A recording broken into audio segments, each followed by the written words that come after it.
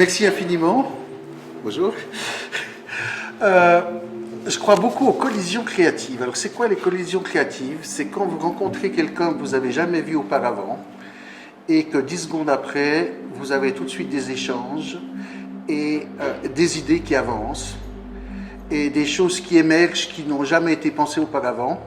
Alors, c'est l'impression que j'ai eue grâce à Patrick Guédon en rencontrant Monsieur CP, en rencontrant Madame Pelletier et excusez-moi, voilà, Valérie et Monsieur Fournier que j'ai eu au téléphone. Pourquoi est-ce que ça marche tout à coup? Parce que on a tout à coup quelque chose où on peut être créatif. Et le sujet dont je veux vous parler aujourd'hui, c'est quelque chose de tellement nouveau qu'on peut faire ce qu'on en veut. Mais c'est quelque chose, à mon avis, de fondamental. Avec Éric Ashkar, c'est une autre collision créative. Il est président de l'Association astronomique de Genève, c'est un top ingénieur.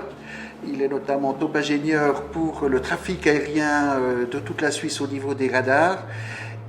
Passionné d'astronomie depuis son enfance, c'est une passion réelle. Moi-même, je suis biologiste, je travaille sur les chauves-souris, je travaille sur pas mal de domaines.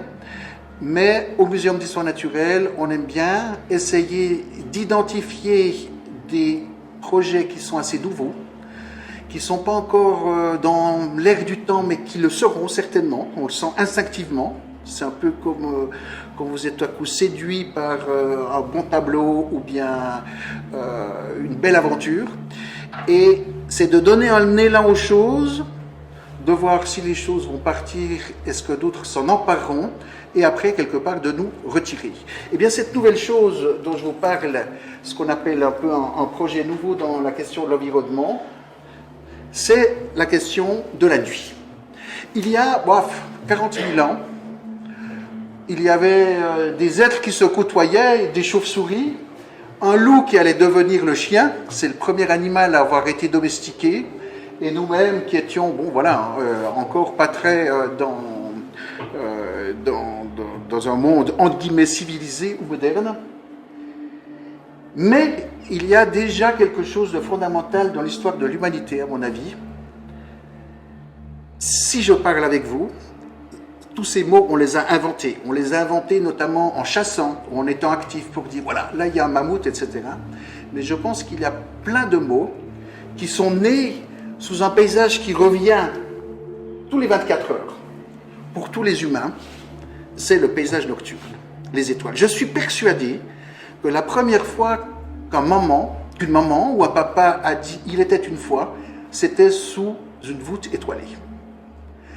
Donc, je suis persuadé que notre contact par rapport au ciel nocturne, c'est quelque chose qui nous a permis aussi de réfléchir différemment que dans la simple action pour se nourrir, pour être actif, pour échanger des choses. Et je pense que ce qu'on appelle la philosophie, il y a 40 000 ans, je suis persuadé que les hommes préhistoriques étaient déjà philosophes, qu'on parlait de choses abstraites, qu'on échangeait sur des choses fondamentales. Le prix à payer pour l'homme parce qu'il est devenu intelligent, c'est de savoir qu'il va mourir, par exemple. Donc, nous-mêmes, finalement, nous avons tout de suite des questions existentielles. Et je pense que ces choses fondamentales, je suis avec mon enfant, qui sommes-nous, où allons-nous, même si on n'a pas encore su interpréter la voûte étoilée, c'est sous ces paysages-là, et ils font quelque part partie de notre humanité la plus profonde, de notre culture la plus profonde. Par exemple, ce paysage extraordinaire qui est la Voie lactée. La Voie lactée, c'est notre galaxie que l'on voit. Eh bien, ce paysage, vous avez tous fait l'expérience d'aller en montagne, dans des ciels encore étoilés, et si vous vous souvenez, enfant, ou même avec vos enfants ou vos petits-enfants, vous avez eu une émotion partagée. Il faut savoir que, en Europe comme aux États-Unis, plus de la moitié des gens n'ont jamais vu la Voie lactée. Nous nous sommes privés finalement d'un contact d'une chose que nous avons eue pendant des milliers et des milliers d'années. Et bien sûr, on est à une époque où nous sommes fiers de notre progrès, notre manière d'être agile, de résoudre les choses à toute vitesse, d'être plus performants. Mais il y a peut-être certains savoirs, on a tendance à dire, nous sommes les seuls à connaître, qui, à travers l'histoire, montrent qu'il y avait ce lien. Par exemple, en Égypte, si vous avez les pyramides de Gizeh, si vous regardez leur alignement, certains historiens pensent qu'il y a un contact de la manière d'avoir aligné les trois pyramides qui est tout à fait en lien avec Orion et ces trois rois mages qui sont la ceinture d'Orion. Il y a aussi des orifices dans ces pyramides qui font que quand vous avez telle étoile ou telle planète qui passe, vous avez comme une espèce de moment chronologique extrêmement précis qui annonce par exemple les crues du Nil. Et pour les femmes, à l'époque, pour leur corps et leur rythme mensuel, la Lune a quelque chose de tout à fait fondamental. Vous comptez le temps finalement avec la Lune. Donc le ciel, c'est pas quelque chose qu'on conquiert qu'avec des fusées ou avec des savoirs scientifiques, c'est quelque chose qui a servi à notre construction. Alors il y a des milliers d'exemples dans toutes les civilisations précolombiennes par exemple qui vont dans ce sens d'une connaissance importante.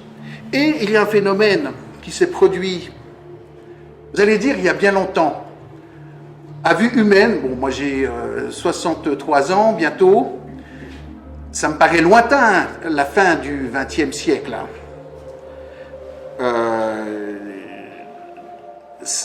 Du XIXe siècle, plus précisément, 1880, etc. Mais en fait, par rapport à ces milliers d'années que nous venons d'évoquer, nous venons d'allumer la planète. D'ailleurs, c'est dans les Alpes, plus précisément Haute-Savoie, à La Roche-sur-Foron, qu'une des premières villes disposant d'un éclairage électrique artificiel a vu le jour, c'est La Roche-sur-Foron. Et à l'époque, elle fait même, elle donne lieu à un article dans la presse nationale, La Roche-sur-Foron, ville-lumière. Donc c'est des choses qui se sont produites de façon relativement brusque. Et aujourd'hui, c'est vrai que quand vous tournez avec un satellite autour de notre planète, c'est cette petite chose qui fonce à 110 000 km/h autour du Soleil, qui tourne sur elle-même et chaque fois reproduit la nuit et le jour. Eh bien, quand vous êtes du côté de l'ombre de notre planète, c'est ça la nuit, hein, l'ombre finalement, on s'est mis à l'ombre du Soleil, vous voyez que cette planète s'illumine de plus en plus.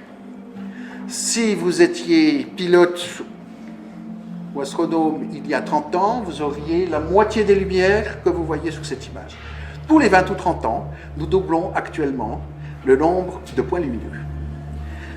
Alors, c'est un phénomène avec un rendement. Si on avait un compte en banque avec ce rendement, vous diriez, c'est pas mal. Hein? Donc, c'est un accroissement de plusieurs pourcents par année, constant. Voyez l'Europe. Alors, c'est clair que, il faut pas mal me comprendre, c'est pas cessons d'allumer.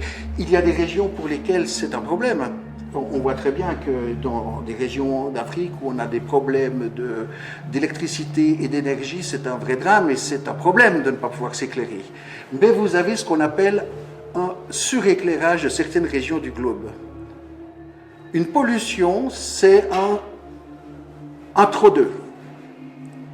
Par exemple, quand on parlait de la pollution des eaux du Léman, c'était un trop de phosphate et de nitrate. Quand on parle de pollution lumineuse, c'est pas qu'il faut enlever la lumière, c'est se poser la question, est-ce qu'on va pas vers un trop d'eux, un excès? Et des gens se sont mis à faire des cartes, à chiffrer tout ça. Alors vous reconnaissez très bien le lac Léman, où nous sommes, vous voyez que les vallées alpines, donc plus vous allez vers le rouge et le blanc, plus il y a, entre guillemets, ce trop de lumière. Et vous voyez que les Alpes sont encore relativement intactes, mais il n'y a plus aucun kilomètre du plateau suisse, par exemple, qui n'est pas au-dessus de la norme. Les deux grosses tâches, c'est... Alors, vous avez Milan. Lyon et Turin ou Milan. Exactement. Exactement, vous avez parfaitement décodé. Alors là, on est dans le bassin genevois. Et effectivement... Alors, je vais un peu plus vite. Moi, je pense, la loi française vient de le faire. Dorénavant en France, avec les nouvelles législations, la reconquête de la biodiversité ou d'autres législations sur l'aménagement du territoire, il n'y a plus de paysage en France. Il y a dorénavant le paysage diurne et le paysage nocturne. C'est très important. La nuit, nous n'éclairons pas le paysage diurne, c'est toujours le même paysage. Donc, s'il y a des architectes dans la salle ou des gens de l'aménagisme, cette nuance, qui a d'ailleurs fait un petit jeu amusant entre l'Assemblée et puis le Sénat, parce que certains étaient pour, certains étaient contre, donc c'est tout en haut de la nouvelle loi, nous avons dorénavant la notion de paysage nocturne et de le considérer comme tel. Donc, même du point de vue touristique, quel paysage pour nos Alpes dans 30 ans? Comme je le répéterai, allez savoir, il y a un siècle, vous aviez une maison à vue sur les Alpes, vous disiez, ouais, maintenant c'est fondamental d'avoir la vue sur les Alpes pour un bien immobilier. Allez savoir si dans 30 ans, maison, hôtel, endroit avec vue sur les étoiles ne sera pas ressenti comme un plus. Et cette question, il y a un véritable, à mon avis, challenge créatif à faire, parce que c'est tellement nouveau, pour notamment tout l'arc alpin. Et moi, j'aurai l'ambition, plaisir, parce qu'on a commencé sur Genève, nous allons éteindre notamment Genève au mois de septembre, symboliquement le Grand Genève, 1 million de personnes, 209 communes cette année. Moi, j'ai envie que cette conférence ici, qu'on donne soit une amorce pour éventuellement commencer à réfléchir du côté de la Suisse romande, du côté des Alpes, du côté du Val d'Ost, du côté de la France, faire quelque chose qui, tout simplement, mais avec le rythme des habitants, des envies, tout simplement de l'information, puisse quelque part nous inviter à penser nos paysages de demain, aussi avec les paysages nocturnes. Alors voici un paysage nocturne, ben voilà, ça c'est le Léman, vue du Salève, Genève. Vous voyez que c'est un véritable paysage, avec aussi un effet de halo, qui fait que ces villes comme Annecy ou Genève dans la région genevoise, vous les repérez de loin, vous avez tous en tête ces halos que vous voyez, mais qui sont aussi une difficulté peut-être à voir les étoiles, etc., mais ça fait partie des choses dont on parle. Donc on parlait de la frise du temps tout à l'heure. Je vous emmène directement dans des milliards d'années, et puis tout à coup des années, et puis du maintenant. Vous voyez, si on regarde, qu'est-ce qui s'est passé depuis le Big Bang? 13 milliards d'années à peu près. Donc en gros, 1 milliard d'années, un mois. Quelle était notre histoire?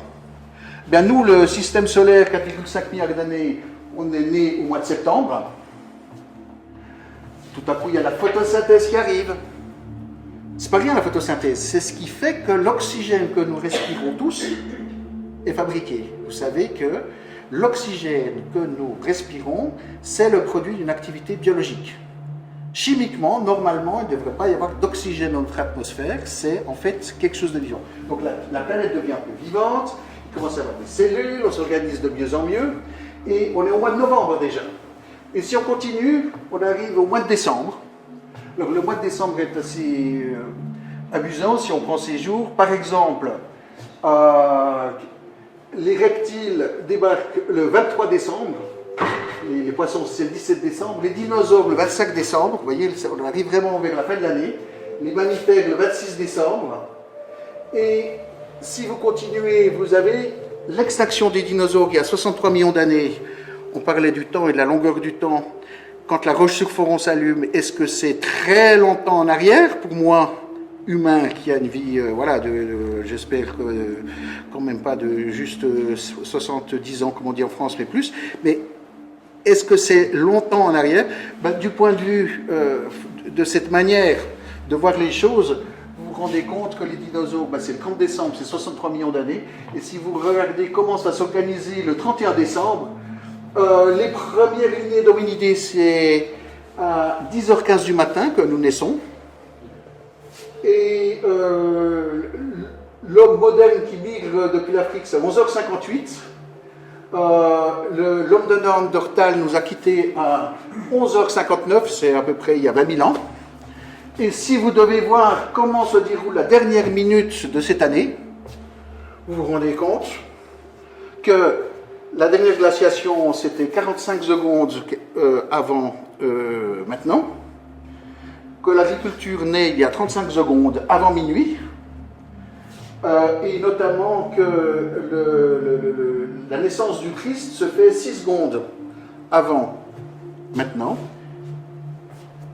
Et vous vous rendez bien compte que d'allumer il y a 150 ans, C'est extrêmement brusque. Mais c'est un changement qui est considérable, qui est planétaire, qui est fait de petits actes, mais qui fait que pendant des milliards d'années, depuis que le système solaire existe, vous changez tout à coup un système sous une activité humaine. Pas négative ou positive, il faut juste savoir que nous changeons les règles du jeu. Sur cette chose qui est minuscule, ce qu'on appelle la zone critique, autour de la planète, il y a une toute petite pellicule avec 10-15 km au-dessus de soi, quelques kilomètres au-dessous de soi, et tout se joue là. Donc nous avons en fait beaucoup d'actions possibles au niveau de cette surface. Alors c'est quoi le progrès? Alors moi je suis persuadé que par exemple, si les choses évoluent dans ces réflexions, le logo de la Fox qu'on connaît tous, il ne pourra plus être utilisé d'ici 15 ans, parce qu'il véhicule quelque part un drôle de message, c'est-à-dire le progrès, la manière de penser, c'est les projecteurs dans le ciel, c'est le bling-bling, c'est le wow. Peut-être que certaines nouvelles tendances culturelles feront qu'on ira vers la Fox sur quelque chose qui sera plus adapté au monde moderne. Ça, c'est un logo de la préhistoire, peut-être bientôt. Vous voyez même, j'adore, hein, je ne vais pas critiquer, la Banque cantonale de Genève. Elle veut dire qu'elle est dynamique, qu'elle est bien dans la course, tout ça, et on utilise finalement comme image une carte où on montre ce qui est un problème, qui est la pollution lumineuse. Donc c'est dans nos têtes, et ça, il y a plein de questions dans l'environnement, dans nos têtes que se jouent pas mal de choses. Et la bonne nouvelle, je dirais que, contrairement à d'autres problèmes, comme par exemple, vous me dites, vous enlevez le mercure dans le Léman, ça va être difficile, hein, c'est même impossible. Tandis qu'avec la pollution lumineuse, vous avez enfin un sujet d'environnement où c'est extrêmement simple. Vous pouvez agir dans votre quartier, dans votre chambre, au niveau d'une localité, vous pouvez éteindre, vous pouvez rallumer si vous êtes trompé. Là, on a un vrai problème environnemental, entre guillemets, qui est, je dirais, qu'il est possible de prendre en main de façon très simple. Il faut savoir qu'en 2012, il y avait 11 millions de points lumineux éclairant la France, là, vu qu'on présente cette conférence aussi en France avec Éric Ashkar, soit 80% de plus qu'en 1992. Donc vous voyez cette progression, hein, je ne vais pas vous donner trop de chiffres. En moyenne, un endroit donné dans l'Hexagone, en France, c'est la même chose en Suisse, est éclairé 3300 heures par an contre 2100 heures il y a 20 ans. Même de parvenir à, je dirais, maîtriser cette courbe qui monte pour la rendre plus plate, ou même, entre guillemets, revenir à l'état des années 80 ou 90, serait déjà pas mal. Vous n'avez pas souvenir qu'en 1980 ou 90, la Suisse était mal éclairée. Hein, c'est la même chose. Bon. Et en fait, voilà, on est un peu dans un phénomène. Pourquoi il y a ce phénomène qui se fait? Parce qu'il y a plein de facteurs, mais surtout, on ne pense pas qu'il y a un problème. On se dit, ah ouais, on fait un aménagement, on ajoute un truc, ah ouais, on met de l'éclairage, etc. Donc finalement, c'est rien que de ne pas savoir qu'éventuellement, il faut se poser la question qui fait que ça se libère à une telle vitesse. Et il faut savoir, pas de vue de l'intensité, c'est une nuit de pleine lune. On mesure à peine 0,2 lux, c'est l'unité finalement de lumière. Un simple réverbère de trottoir, c'est 5 lux, c'est donc directement 5 fois la pleine lune. Alors c'est marrant, quand on met en place les premiers éclairages électriques, dans pas mal de régions, on ne les allumait pas pendant 1 ou 2 jours, c'était les nuits de pleine lune. On disait c'est inutile, on voit bien assez.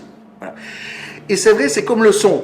Si nous étions nombreux, tout le monde parle, je prendrais ce micro et je parlerais encore plus fort. Donc quand vous mettez de la lumière, vous mettez encore plus de lumière et plus de lumière.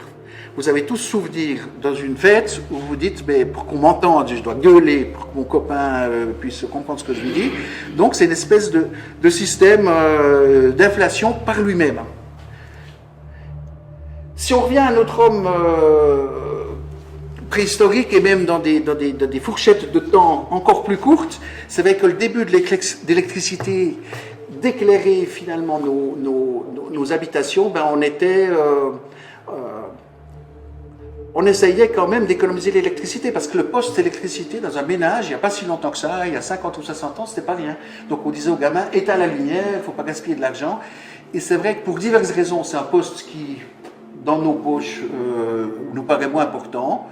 Et finalement, ces maisons qui étaient éclairées d'une façon relativement discrète, ben, on commence à les éclairer. Puis maintenant, avec l'arrivée des LED, on met même les guirlandes LED de Noël. Waouh, allez, on les met dès le mois de novembre, on les enlève au mois de février. Donc, tout à coup, il y a, en plus d'avoir peut-être l'éclairage électrique qui était une très bonne chose, c'est un vrai progrès, tout à coup, une espèce de boulimie très contemporaine à laquelle on assiste. C'est comme les fleurs, il y a des villages entiers qui lancent des concours et où il y a des financements publics pour éclairer les villages la nuit, pour donner une meilleure impression du village, ici en Valais, dans nos vallées. Alors, on pourra en parler, tout est dans nos têtes. Qu'est-ce qui est beau?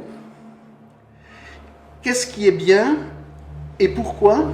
Et si on parle, c'est des mots qui changent les choses, parce qu'il suffit qu'il y ait quelques personnes qui disent, mais éventuellement, donc nous, on a fait ces expériences avec des villages qui maintenant respectent, disons, plus des pauses nocturnes, etc. Et on voit que les habitants, tout à coup, disent, waouh, je suis content. Mais on ne pense pas qu'on pourrait être content, vous voyez? Alors, ça, c'est tout le problème.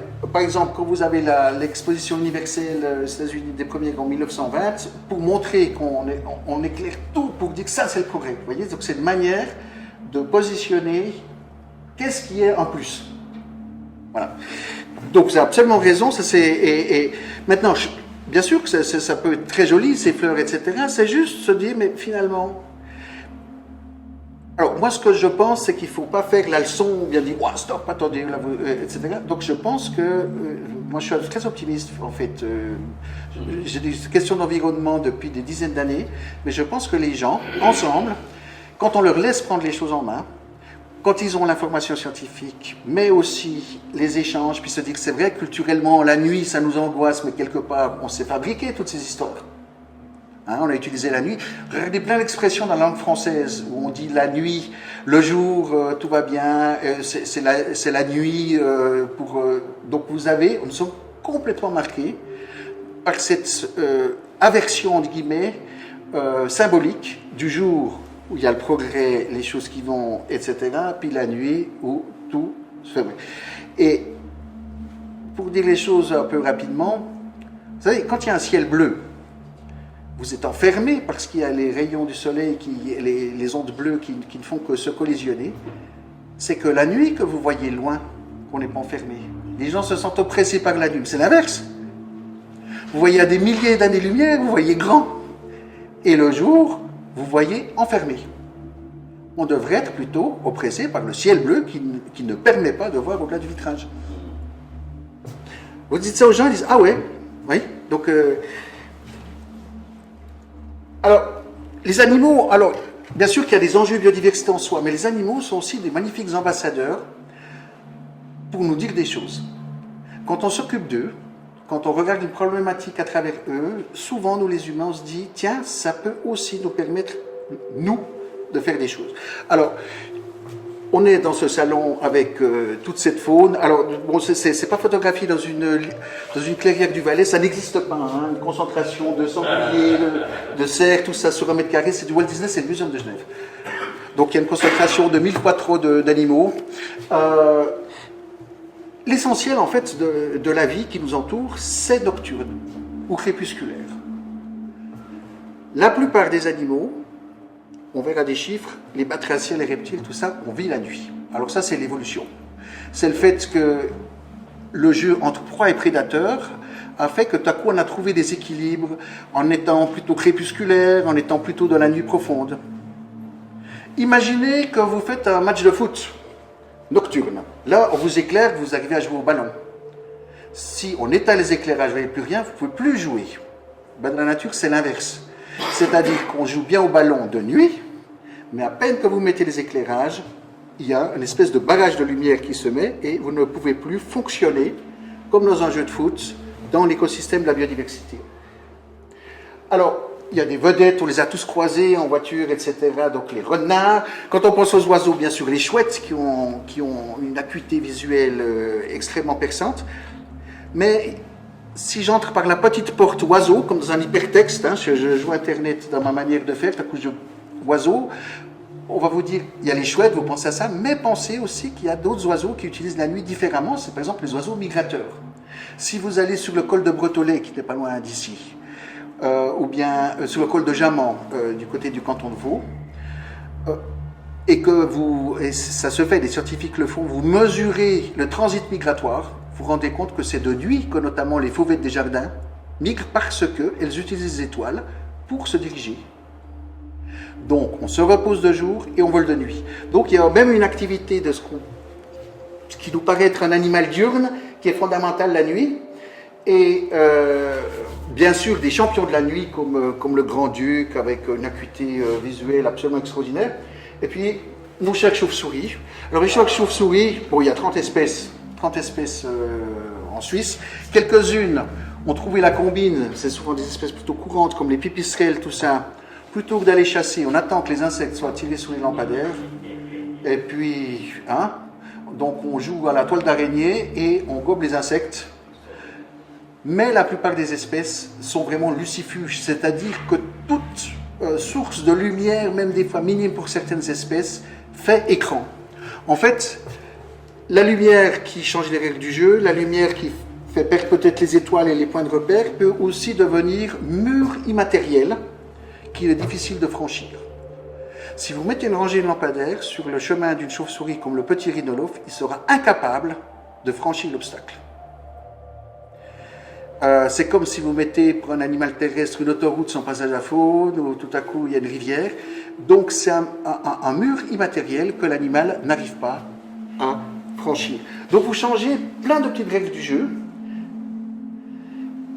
Et je dirais que la problématique de la pollution lumineuse, si on regarde avec les lunettes de la biodiversité, c'est vraiment du côté des petites bêtes qu'on ne voit jamais. Là, j'ai pris un gros insecte pour qu'on le voit bien, qui sont tous ces arthropodes, tous ces insectes. Vous savez, dans les 50 000 espèces de la Suisse, et puis les 40 000 espèces animales, 80% c'est des petites bêtes.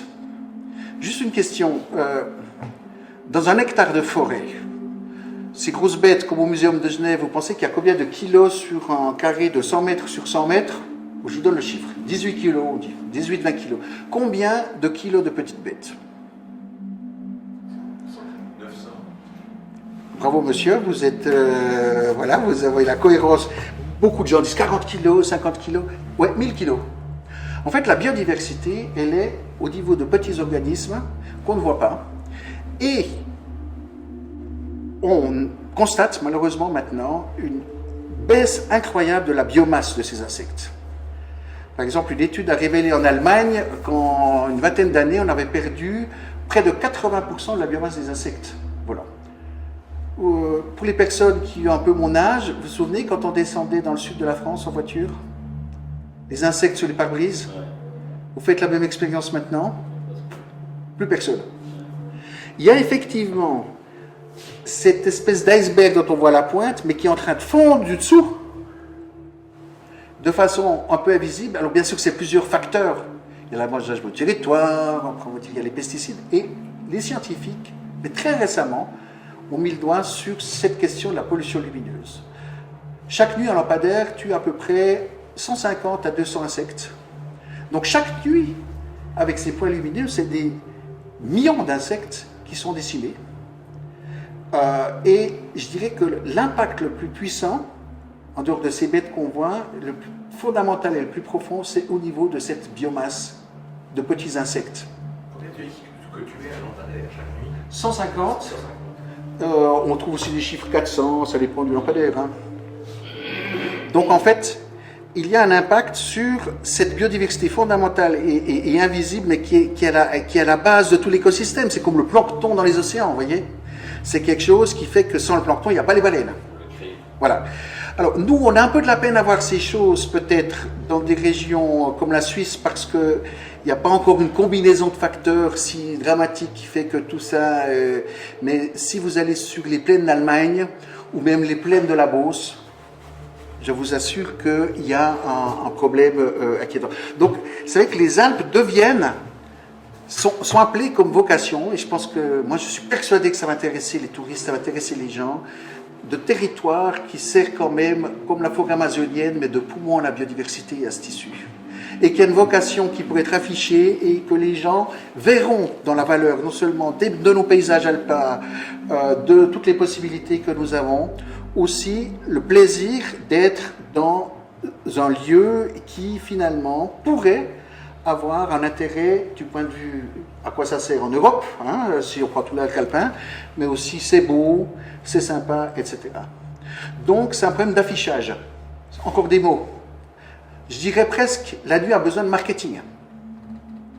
C'est sympa de dire, ouais, la nuit c'est un problème, si on éclaire trop, il y a des animaux qui meurent. Non, je pense qu'il faut en faire quelque chose de positif. Et Eric Ashkar et moi-même, on a développé plutôt un discours positif, en disant, mais écoutez, qu'est-ce qu'on peut faire avec cette opportunité?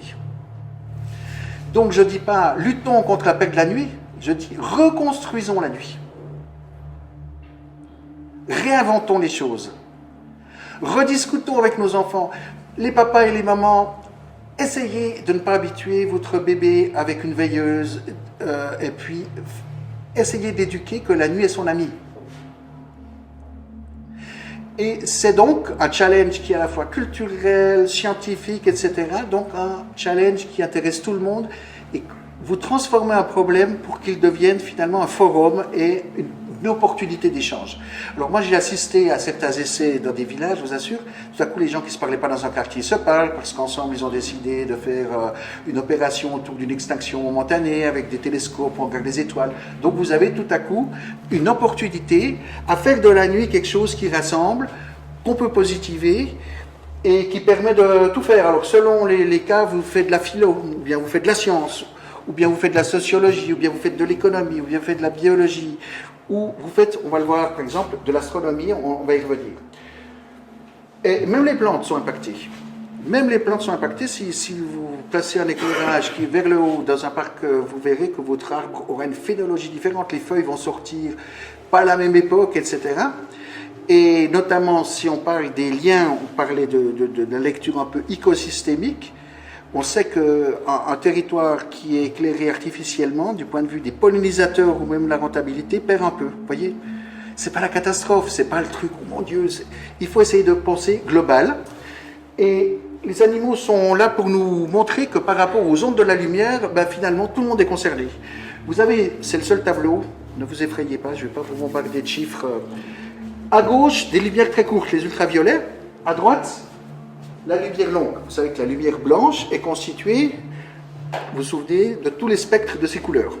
Certaines sont visibles, c'est là, et puis nous, l'œil humain, notre œil ne peut pas voir là, ne peut pas voir non plus les ultraviolets. En revanche, si vous prenez la liste de tous les animaux, les poissons d'eau douce, les poissons marins, les crustacés, les amphibiens, reptiles, les oiseaux, les mammifères, sont les chauves-souris et les insectes, et vous dites, mais qui a un impact, qui est gêné par quelle longueur d'onde? Eh bien, vous vous rendez compte que du côté de ces lumières un peu chaudes, bien sûr, il y a des gens on parle là-dessus, mais il y a des animaux qui sont accommodés, mais c'est surtout au niveau des violets et des bleus que tout le monde dit « je suis gêné, je suis gêné, je suis gêné ». En fait, il y a un vieux pacte entre la lumière bleue et le vivant. Vous savez, le ciel naturel, le bleu, vous l'avez peut-être constaté, ça vous réveille. Mais c'est fait pour ça. Et le noir, c'est fait justement pour sécréter l'hormone du sommeil, la mélatonine, qui est sécrétée dès que le signal du bleu s'estompe. Pourquoi le bleu? C'est la couleur du ciel. Pourquoi le ciel est bleu? C'est dû à l'atmosphère spécifique de la planète, qui fait que par rapport à ce gaz-là, qui est notre atmosphère, les rayons du soleil qui ont toutes ces couleurs, les ondes bleues ont tendance à jouer aux balles de ping-pong, à rester comme piégées, et ça crée la couleur bleue dans le ciel. Et nous-mêmes, qui sommes des enfants de cette planète, avec son atmosphère, et puis qui avons du bleu, nous avons évolué de manière à dire, quand il fait bleu, par rapport à un être diurne, je me réveille, et quand il n'y a pas le bleu, je vais me coucher. D'autres animaux vont dire, quand il y a du bleu, je ne suis surtout pas actif, je suis en danger, donc j'attends la nuit. Et ce bleu est le problème central actuel des choix. On a parlé de choix éclairés, pas éclairés, mais le choix de quel éclairage pour demain. Et là, il y a un problème industriel. Quand vous demandez à quelqu'un quelle lumière vous voulez, vous mettez une LED blanche avec un pic bleu. Tout le monde vous dit, je veux celle-là parce que c'est la plus gling-gling. Mais quelque part, il y a un problème avec la lumière bleue. Parce qu'on augmente avec ces LED blanches qui sont finalement demandées aux industriels, ils les fabriquent, les clients les veulent. Vous avez une accumulation, ça va de nos écrans, iPhone, ordinateur, que vous regardez pendant 2 heures avant de vous endormir, une accumulation du signal bleu qui peut poser problème du point de vue de la santé. Donc le bleu, finalement, on nous le sert parce qu'on le demande. Et je pense que la question de la pollution lumineuse va se résoudre en se disant on ne va pas éclairer l'inutile, mais on va aussi peut-être devenir de nouveaux clients en demandant aux industriels faites-nous une LED plus chaude. Alors j'en discutais notamment avec des grands organismes de l'électricité, etc. Ils disent oui mais nous on pèse peu de points. C'est vrai que il suffirait d'exprimer ça. Eric, qui connaît bien l'industrie, il était 9 ans dans l'aventure Nokia, notamment avant de venir en Suisse. Voilà, c'est un gars qui il dit mais l'industriel finalement il suit le marché. Hein. Donc s'il y a même un marché public où on dit bon, on veut aller vers quelque chose qui est plus tôt, ben, ils les fabriqueront. D'ailleurs, il y a maintenant sur les nouveaux appareils un mode nuit oui, qu'on peut activer. Oui, pour corriger ça, vous avez raison, tout à fait. Une lumière bleue et ça fait une lumière un peu orange. Tout à fait, parce qu'on essaye de... Alors, c'est un problème avec nos adolescents à ce niveau-là, plus spécifique, parce que les yeux des ados sont plus sensibles. Qu'est-ce qu'ils font? Ils pianotent 2 heures avant de s'endormir. Hein? Donc, quelque part, après, ils n'arrivent pas à s'endormir parce qu'ils ont le signal. Donc, je vais partir directement, je reculerai. Voilà, c'est ça, ce fameux pic bleu. Donc, ils s'envoient le pic bleu et ça génère la dette du sommeil. Parce que le lendemain matin, pour aller au collège, c'est toujours la même heure. Donc, il vous manque des heures. Et comme dans toutes les questions de santé publique, ça c'est les médecins qui nous expliquaient, c'est très global. Même ces heures manquées peuvent poser problème, comme il peut y avoir le dérèglement vraiment des hormones. Et ce pic bleu est une chose nouvelle qu'il s'agira de maîtriser, je pense, industriellement. Donc si je recule de nouveau pour revenir à mon tableau et aller un peu plus vite, c'est vrai que le bon à savoir, si on regarde les phrases, il y a un problème de dérèglement des sécrétions de la mélatonine, ça touche les humains, donc les animaux nous ont presque avertis, ah ben puis vous êtes quand même du vivant, vous avec ça, comment vous faites? Bon. Alors il y a l'éblouissement des animaux, on parlait de LED, est-ce que vous avez vous-même fait l'expérience des nouveaux phares LED que vous croisez la nuit? Est-ce que certaines personnes se sentent plus éblouies par le phare LED que par le phare traditionnel? Voilà, c'est l'expérience qu'on a tous vécue. Alors ça, c'est les animaux qui, eux, nous disent « je peux être ébloui », puis on se dit « mais moi aussi, je peux être ébloui ». Vous voyez, on a une sensibilité qui fait qu'on peut être tout à coup plus gêné. Ça vient souvent avec l'âge. Alors moi, je pense que je suis plus sensible que j'étais quand j'étais jeune par rapport à ces phares qui viennent en face. Alors, on a parlé de désorienter les animaux, c'est-à-dire mettre la lumière, c'est changer les règles du jeu, puis les repères, les étoiles sont perdues pour les migrateurs, etc. Ou la tortue, il n'y a pas de tortue en Suisse, mais on pense aux planètes un peu. Les tortues marines, les petites tortues marines, quand elles sont nées, elles vont vers une source de lumière qui est le reflet sur l'océan. Vous mettez un projo à côté, elles vont directement du côté du projecteur. Voilà. Donc vous perdez tout à coup, elle voulait être maline en allant rejoindre l'océan de nuit pour ne pas se faire bouffer par tous les oiseaux, désorientée.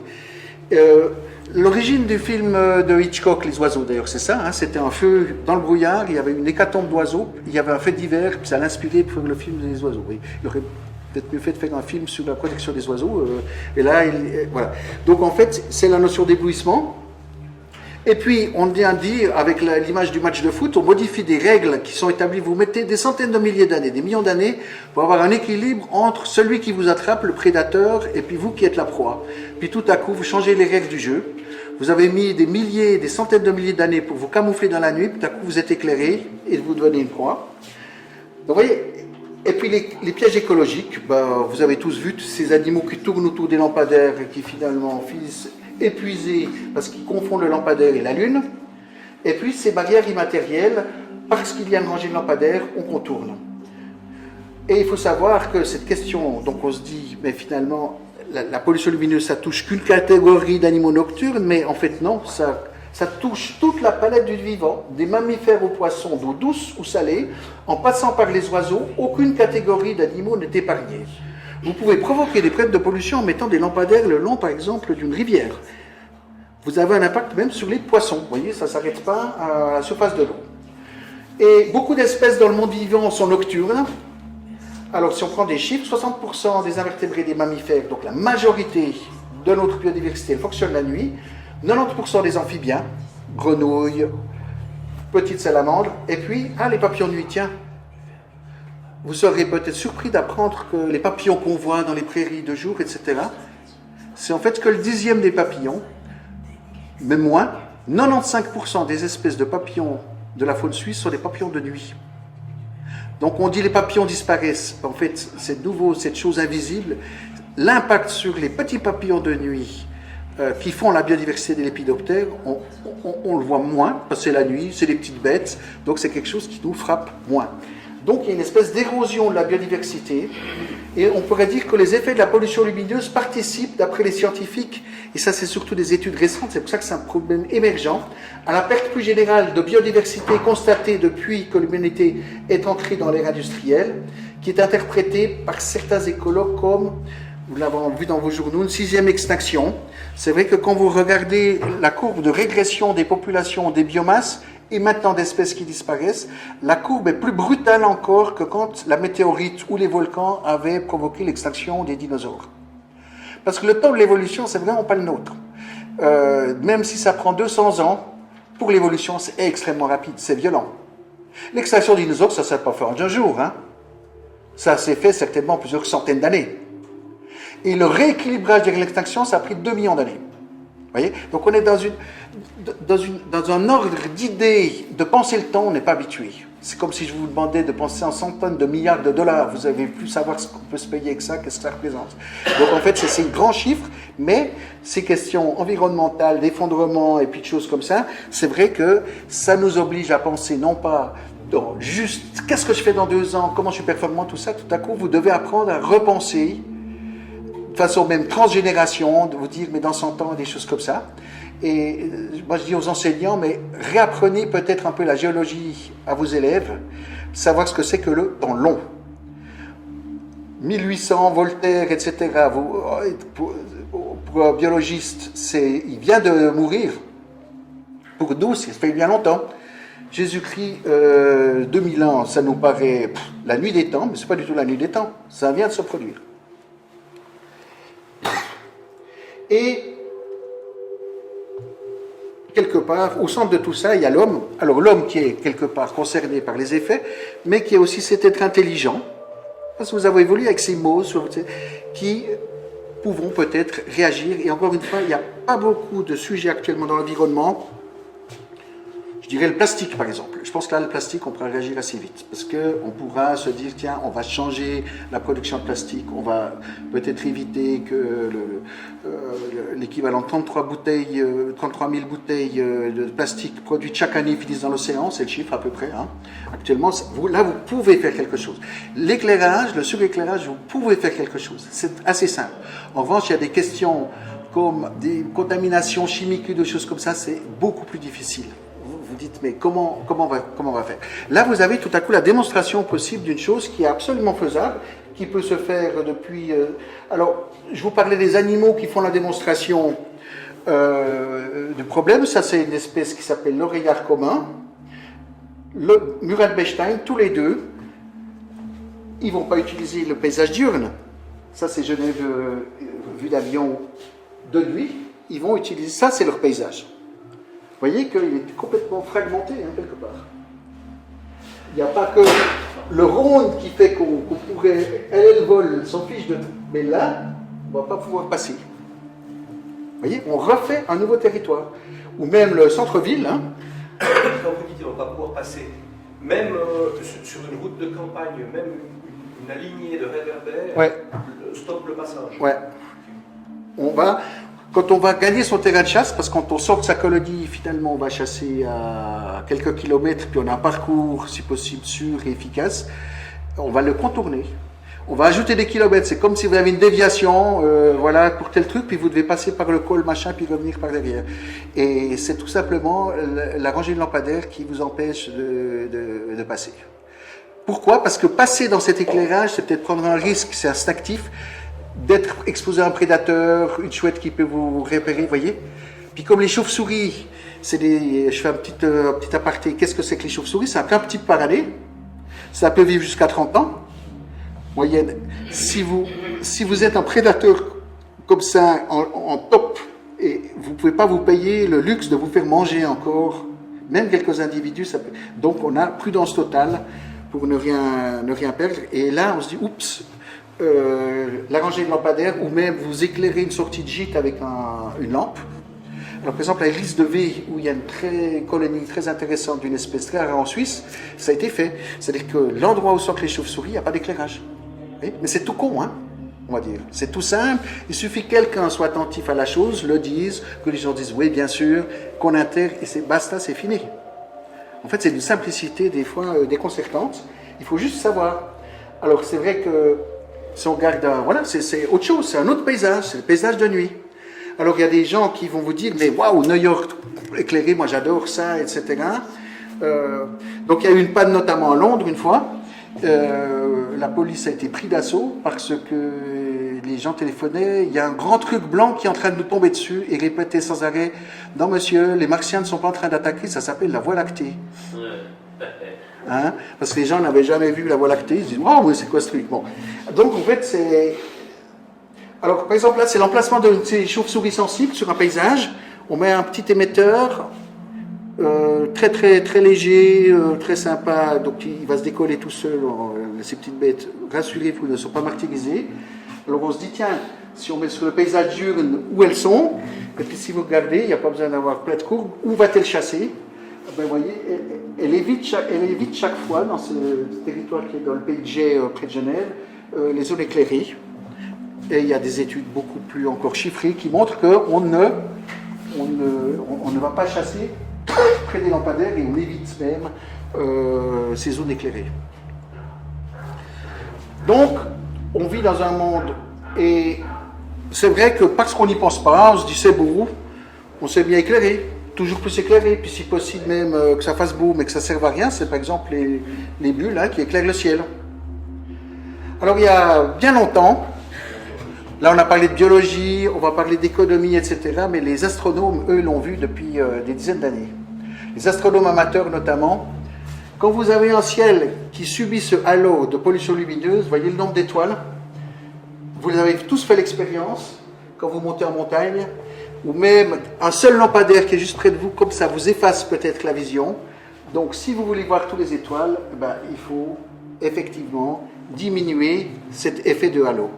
Alors eux le disaient, on se disait, bon, c'est des gens qui s'occupent d'astronomie, finalement c'est pas un problème général, c'est que eux qui sont gérés. Hein? Mais maintenant avec les questions de santé, avec les questions de biodiversité, avec les questions de transition énergétique, d'économie, tout à coup on se dit, mais finalement cette thématique elle rejoint aussi plein d'autres secteurs. Alors les astronomes, ils sont effectivement très attentifs à ce ciel. Voilà une maison par exemple qui est éclairée, et vous coupez l'éclairage, vous voyez ça, vous voyez, hein? Donc il y a un effet effectivement de masquage. Alors on faisait un peu de philo, c'est vrai qu'on pourrait se demander, mais je ne vais pas en parler trop ici, qu'est-ce que ça fait qu'une société n'est plus en contact avec la vision, avec le ciel? Est-ce qu'elle perd quelque chose de fondamental dans ses richesses, dans ce qu'elle vit? Question ouverte. Est-ce que le ciel n'est plus qu'à observer sur un iPhone? Est-ce que ça fait partie de la beauté ou d'un paysage? Est-ce que c'est quelque chose qui finalement devient un besoin ou est apprécié par les gens pour autant qu'ils soient conscients que ça existe? Vous faites manger du fromage fondu industriel à quelqu'un qui n'a jamais goûté un fromage de nos régions, il ne va pas savoir que... Il devra même faire un petit effort parce que le goût, ça le surprendra peut-être un peu. Puis il se dira, tiens, c'est fort. Puis d'un coup, il va dire, waouh, c'est bon.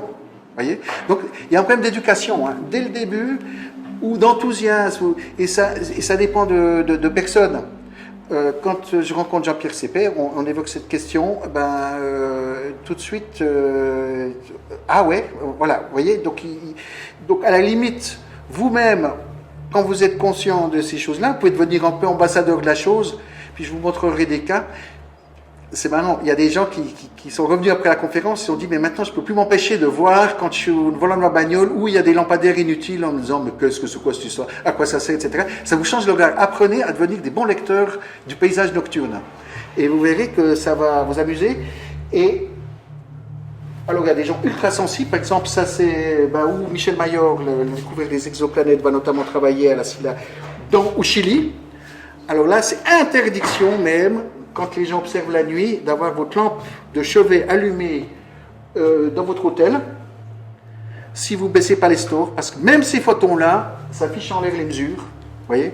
Donc même une toute petite source lumineuse, alors il y a une anecdote où quelqu'un qui était le scientifique a dû courir pour dire éteins ta lampe, parce que tu es en train de foirer notre... Alors c'est vrai que les astronomes professionnels, eux, ils ont pu s'échapper, ils sont allés du côté de l'espace, vous connaissez tous Hubble, le télescope spatial. Mais quelque part, depuis la Terre, c'est quand même important de... Alors c'est juste une anecdote, alors c'est Eric qui raconte ça. On parlait de Hubble, vous savez qui est Hubble? Edwin Hubble, c'est ce monsieur. Donc Edwin Hubble, lui, c'est quand même un astronome qui... On dit, mais finalement, de savoir est-ce que ça change notre vision du monde. Alors moi, je vous raconte juste l'histoire de monsieur Hubble. Monsieur Hubble... il est né, donc là j'ai la date exacte, en 1889, il mourra en 1953, et avec des gens à la Jean-Pierre Sépère, ils construisent le plus grand observatoire astronomique au-dessus de Los Angeles. Donc on est dans les années 1900, et c'est sur le mont Wilson. Parce que c'est un grand astronome, c'est un physicien, et il est notamment intrigué par une chose, c'est un cliché à l'envers, il se dit, mais ici, où il a marqué le petit truc, il a positionné son télescope sur un point lumineux. Et ce point lumineux, on l'interprète jusqu'à présent comme étant un nuage de gaz dans notre galaxie, parce qu'on pense à cette époque que finalement l'univers est assez petit. On a d'abord cru qu'il était infini, après on s'est dit non, il est petit. Et lui se rend compte, pour la première fois, que cette étoile, ce n'est pas une étoile, c'est une autre galaxie. Et que cette autre galaxie, elle n'est pas du tout dans les dimensions qu'on avait. Quelle est la dimension de notre univers? Elle est beaucoup plus loin. Alors, M. Hubble, tout à coup, avec ses observations astronomiques, il dit aux humains, mais vous voyez, on est dans un monde beaucoup plus grand. On sait aujourd'hui qu'il y a plus d'étoiles de notre univers que de grains de sable à la surface de la Terre. Et il fait une deuxième découverte, c'est qu'en observant ces étoiles lointaines qu'il voyait à peine, il se rend compte, pour des lois physiques que je n'ai pas détaillées ici, qu'elles sont en train de s'éloigner. Il met la base que finalement cet univers, il n'est pas figé, qu'il vit une expansion. Ça veut dire qu'il a une naissance, on parlait du Big Bang. Donc non seulement il dit c'est plus grand, mais il dit que le phénomène dans lequel nous sommes a eu un début et aura certainement une fin. Ça vous change la vision philosophique pour le monde occidental de qu'est-ce que c'est que notre univers. Comme Darwin qui a montré que les espèces évoluaient. On pensait que tout était figé, etc. Tout à coup, qu'il y a l'évolution. Donc il y a une manière de penser qui est tout à coup nouvelle, due à un scientifique, mais qui va faire des changements même dans la philosophie. Alors, quand il fait ses observations, voici Los Angeles, qui lui permettait, sur cette montagne, comme le Jungfraujoch qui est au-dessus de Berne, de faire ses observations, puis voir ces tout petits points lumineux, à peine visibles avec son plus grand télescope du monde. Et ce même Los Angeles, aujourd'hui, autant dire qu'il n'aurait jamais vu ces petits points lumineux dans le ciel. Il aurait raté le Big Bang. Alors, bon à savoir, c'est que, parlons aussi porte-monnaie, c'est le deuxième poste d'investissement déclaré par les communes des dernières années, le premier poste prévu d'ici 2 à 3 ans, ça se trouve là pour la France, mais j'ai lu, pour Valais, c'est 25%, je crois, du budget énergétique. Donc, c'est pas rien. Parmi toutes les actions que l'on peut entreprendre, je l'ai dit à plusieurs reprises, finalement, on peut préserver l'environnement. On n'a pas besoin de se mettre tout le canton d'accord, toute la Suisse, etc. Vous pouvez commencer par votre quartier, par votre village, dans une commune. La lutte des pollutions lumineuses est vraiment l'une des plus faciles et économiques à mettre en place. Elle est très simple. En plus, quand vous dites « j'ai mal fait », vous pouvez revenir en arrière. Et moi, je dis surtout, notamment aux maires, parce qu'on a présenté cette conférence avec Eric, beaucoup devant des maires, des décideurs, n'allez pas tout de suite avec un truc super cher, intelligent, qui fait que votre lumière s'éteint automatiquement ou pas. Allez-y peut-être, je pensais surtout aux communes rurales, avec le bon sens. Le bon sens paysan, ça ne me fait pas rigoler parce que c'est vraiment le bon sens. C'est-à-dire que remettre du bon sens, il n'y a pas besoin d'avancer dans des trucs comme ça de façon complètement technocratique, etc. Vous pouvez y aller très simplement. Il n'y a pas besoin de faire la super étude, etc. Vous pouvez y aller aussi avec les gens, vous pouvez y aller avec l'échange. Moi, je ne crois pas aux mesures environnementales qui sont imposées, puis après, tout à coup, c'est les règles, tac. Je pense que c'est quelque chose qui doit être construit par le plus grand nombre. Puis il faut accepter que ça prenne du temps à mettre en place, que les gens, tout à coup, aient un consensus et avancent dans ce sens. Donc, c'est une occasion, peut-être, de construire des choses ensemble. Donc, il existe bien des mesures simples et de bon sens, sans coût, et à fait immédiatement mesurable. Par exemple, quand vous changez les luminaires, stop avec ces faisceaux, vous perdez les 3/4 de l'énergie vers le ciel, allez plutôt vers l'achat de quelque chose qui va vous cibler. Alors voilà, ce genre d'éclairage, normalement, il faudrait les flinguer. Et il faudrait plutôt aller vers quelque chose qui vous concentre déjà plus le faisceau lumineux, ou bien vous pouvez même aller plus loin, dans des choses qui concentrent encore plus avec des réflecteurs.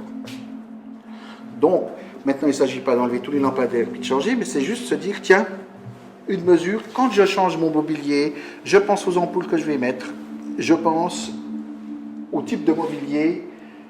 Oui, ça c'est près de Genève. Il n'y a pas quelque chose qui vous choque quand même? Qu'est-ce qui se passe sur cette photo? Mais il y en a beaucoup trop. Beaucoup trop. Alors, il y a trop de lampadaires parce qu'on ne va pas jeter la pierre. À l'époque, il fallait quand même éclairer, il fallait aussi écouler l'énergie nocturne qui était produite. Et notamment, le nucléaire a été un des facteurs qui fait que la Belgique est complètement éclairée, parce que vous ne pouvez pas arrêter une centrale nucléaire la nuit. Nous, en Suisse, avec les barrages, on peut tout à coup dire stop, là ou ailleurs, mais il y a plein d'endroits où vous devez... Donc, tout à coup, on dit, ouais, c'est pour votre sécurité, etc.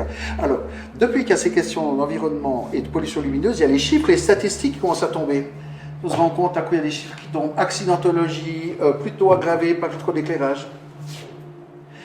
Il commence à y avoir des enquêtes. Quand c'est que vous êtes cambriolé? Alors, tout le monde dit, ouais, c'est à minuit que le cambrioleur arrive masqué dans votre... Non, il arrive l'après-midi quand vous êtes au travail. Voilà. Donc, en fait, c'est toutes ces choses où on se dit, mais finalement, est-ce qu'on a vraiment pesé les chiffres? Donc, ça, c'est en train de se faire par rapport... Alors là, par exemple, la ville d'Annecy, on en parlait, voilà, on est passé, etc. Donc le tiers des éclairages des voies rapides d'Annecy, ce genre de trucs, sont dorénavant éteintes. Il n'y a pas de piétons, il n'y a rien. Et notamment ATMB, qui est le réseau autoroutier, a absolument compris le message. Ils feront encore des économies d'énergie, donc c'est des choses qui vont tout seuls. Et puis, il y a les bons vieux réflecteurs, finalement, qui sont une opportunité. Et de plus en plus de communes, il y en a 6000 actuellement en France, qui font l'extinction de la plage horaire. Alors là, il faut être un peu plus, avoir envie, c'est une commune, c'est de se dire, mais finalement, entre minuit ou 1h du matin, puis 5h du matin, est-ce qu'on a vraiment besoin d'allumer le village et tout le village? Alors ça, c'est un choix qui doit se faire avec les concitoyens, etc. Ce que je peux juste vous dire, c'est que les localités que nous avons accompagnées, qui ont fait cette démarche, aucun des maires qui l'a fait n'a pas été réélu. Et que finalement, il y a presque un effet inverse. Les concitoyens, tout à coup, parce qu'on en parle, disent, mais vous savez, ce lampadaire qui éclaire ma chambre à coucher toute la nuit, je n'ai plus envie de l'avoir. Ils ne l'avaient jamais dit avant. Tout à coup, on se dit, mais attendez, c'est vrai que moi j'ai envie de dormir, j'en ai marre de prendre des somnifères. J'ai envie de voir... Donc tout à coup, il y a une demande qui se fait avec public auprès des autorités, puis finalement, Genève a décidé, par exemple, de descendre de 30% la puissance à partir de 10 heures des éclairages. Personne n'a rien vu. Hein? Donc je parlais avec la responsable des éclairages. Je dois dire qu'il y a un intérêt du point de vue des professionnels d'éclairage, tant du côté des SIG en ce qui concerne Genève, et puis le CIAN, qui est le syndicat, etc., avec lesquels ils ont parlé, où c'est pas eux ils sont au service des communes, hein. C'est finalement, après on se dit, mais quelles sont les lois? Ben, il n'y a aucune loi qui oblige, par exemple, un maire ou une commune d'éclairer. On ne peut pas vous accuser parce qu'il y a un accident que vous n'avez pas éclairé. C'est quelque chose, c'est un service qui est donné aux concitoyens. Vous voyez, c'est toutes ces choses qui se disent, mais finalement, c'est beaucoup plus souple, et puis écoutons, parce qu'on en parle, tout simplement, une demande publique qui peut être exprimée. Donc, bon, j'ai mis une facture EDF, mais ça peut être une facture suisse. Alors, c'est vrai que l'ILET fait que vous allez manger moins d'énergie. Alors, c'est une bonne nouvelle et une moins bonne nouvelle, parce que vu que ça mange moins, on a tendance à en mettre plus. Vous avez un garde-manger, vous avez beaucoup dans votre frigo, vous avez tendance à plus manger que si tout à coup vous n'avez plus grand-chose dans votre frigo. Et donc ça, c'est effectivement un problème qu'il faudra savoir anticiper, c'est l'effet rebond, parce que c'est meilleur marché tout à coup qu'il pourrait y avoir une explosion, non pas d'un doublement de la pollution lumineuse en 30 ans, mais triple ou quadruple si on ne se pose pas les bonnes questions. L'argument économique est toujours présent, mais devient moins fort. Donc je dirais que c'est le moment de se poser la question, et puis de faire des essais, de voir comment ça marche, comment les gens apprécient la chose. Moi, j'ai un souhait, je ne suis pas chauvin, mais c'est ce que je disais à Grand Genève, donc on va faire une extinction générale du territoire le 26 septembre, ben c'est un truc inédit au monde, c'est un truc qui est bon pour la région, pour l'image de la région aussi. C'est quelque chose qui fait que tout à coup on fait territoire, donc il y a tout à coup un enthousiasme, et je suis très content. Peut-être c'est une influence de la France qui a mis des lois, des essais peut-être un peu plus en avance, que ça se passe en Suisse romande. Moi j'aimerais bien qu'on réfléchisse effectivement, peut-être, hein, c'est une invitation sur le sillon alpin, en commençant par exemple sur les Alpes de la Suisse romande. Je suis sûr que ça va intéresser nos amis italiens, ça va intéresser nos amis suédois jusqu'en Autriche. Ouais. Alors, moi mon job c'est d'être quelqu'un qui dit des choses, et puis après, je ne suis pas un décideur, hein. C'est pas trop, mais de dire les choses, puis quand il y a une envie, puis tout à coup une pulsion, moi je suis avec, et je trouve formidable, et ça dépend d'individus, hein, de gens finalement, est-ce que, en utilisant peut-être quelque chose qui n'est pas du style, ouais, c'est trop, etc., donc d'aller dans l'énergie positive, et puis une création. Moi, je pense qu'il peut même avoir un événement qui intéresse les médias, qui intéresse la population, si c'est bien emmanché, si c'est fait avec un consensus, si c'est fait avec des gens qui veulent être des entrepreneurs de la nuit, même d'une seule nuit, pour déclencher des envies. Donc, moi je prends au bol, on me dit Martigny, moi je dis, ben oui, ça serait magnifique, parce que Martigny, c'est en plus un lieu avec toute son histoire, jusqu'on parlait du temps long, les Romains, tout ça, vous voyez. D'un coup, vous positionnez à quelque chose qui fait qu'on peut réfléchir même sur le sens dans une histoire qui nous attend. Parce que la transition écologique, bon, c'est pas de l'agitation, etc., c'est quand même un des trucs qu'on devra prendre en main au niveau planétaire, qui est un enjeu, de positionner des régions qui ont une grande histoire et qui ont des trajectoires. Je pense que c'est des points forts pour attaquer, entre guillemets, pas des gens, etc., mais des réflexions futuristes. Alors si réfléchir à ça, commence à Martigny pour les Alpes et donne une petite impulsion, puis il y aura ailleurs, vous allez voir, je pense que ça serait presque dans la vocation de ce territoire. Et de la Suisse, pour plus à proximité au Val d'Ost, etc. Donc il y a quelque part une manière aussi, par exemple, même de faire des choses synchrones, territoriales ou des choses comme ça, parce que longtemps le Val d'Ost était très proche du Valais, finalement on passait plus vers l'école qu'on redescendait, voilà. Donc toutes ces choses. Alors, les avantages, on a bientôt terminé, gains financiers, une participation au développement durable, donc la stratégie biodiversité suisse, c'est que la Confédération a mis en place des mesures ou essaye, disons, de faire quelque chose pour préserver la biodiversité. Il y a aussi, nous en France, le Grenelle, cette nouvelle loi de la reconquête de la biodiversité qui parle justement des paysages nocturnes. Moi, ce qui m'intéresse, c'est qu'il y a un effet immédiat. On allume, on éteint, et participation citoyenne. C'est-à-dire, quand on fait quelque chose, il y a un résultat immédiat. Vous enlevez, vous mettez. Vous voyez, il n'y a pas besoin d'attendre 10 ans pour savoir comment est-ce qu'on a pris la bonne mesure, etc. Donc, il y a un effet quand même, pour les décideurs qui sont peut-être dans la salle, que vous avez un effet visible immédiatement. On se réapproprie un patrimoine. Et là, il y a deux phrases que j'aime bien. En 1992, le ciel étoilé fait partie intégrante du patrimoine mondial à préserver. Ça, c'est l'UNESCO. Donc, eux, ils ont dit, mais vous savez, le ciel étoilé, c'est un truc... voilà. Alors ça, c'est peut-être ces grandes affirmations de l'UNESCO. Mais ça donne quand même un certain niveau. Et puis, Stephen Jay Gould, qui est un biologiste américain, qui dit, nous ne nous battrons pas pour sauvegarder ce que nous n'aimons pas. C'est pour ça que je dis qu'il y a quelque chose d'émotionnel. Je me souviens toujours que notre lien à la nature n'est pas uniquement cérébral, c'est pas une acte scientifique, il est aussi émotionnel. Et lui, c'est un grand scientifique, hein, c'est pas... Donc, en fait, pour protéger la nuit, il faut apprendre à l'aimer. Et là, donc, c'est un petit truc rigolo, c'est notre muséum d'histoire naturelle transformé en vaisseau spatial, avec cette thématique qui est effectivement émergente. Et si nous pouvons modestement être utiles, déclencher des choses, inspirer des choses, moi je dis qu'on fait notre job. Parce que vous êtes une ONG, vous savez, quand il y a une problématique nouvelle, on en a 2-3 comme ça, tant qu'il n'y a pas assez de gens qui sont conscients, vous avez de la peine à l'introduire parce que vous allez perdre les gens. Donc finalement, c'est des gens comme nous qui sommes peut-être à l'écotone. Tiens, Jean-Pierre, à l'écotone entre, voilà, 1 plus 1 égale 3, entre finalement toutes ces choses pour être des passeurs de ces nouvelles thématiques. Donc voilà, donc on remercie et je vous remercie de votre attention.